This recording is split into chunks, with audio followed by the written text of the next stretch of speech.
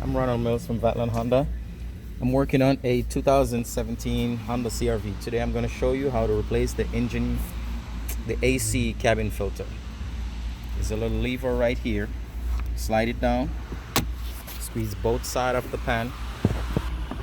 There you go. Take it down, and on the inside you see that right here. There's two tabs on the side.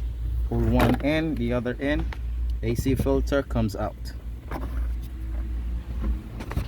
Slide the box back up to secure it, and see the color of it. It's easy to determine when it's dirty.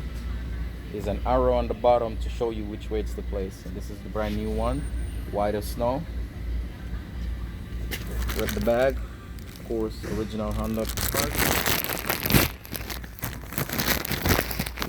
Take it out, and here's the arrow I'm talking about. Has to be downwards, so air could flow from downwards in. Same procedure, squeeze the side in and slide the filter in.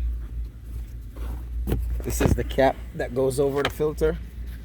If you look closely, you see it says the word up right here. Make sure that it's like that. Put it over it. It snaps right in. Glove box up. Don't forget to put the handle that holds the weight when you open your glove box back in the corner. And that is it.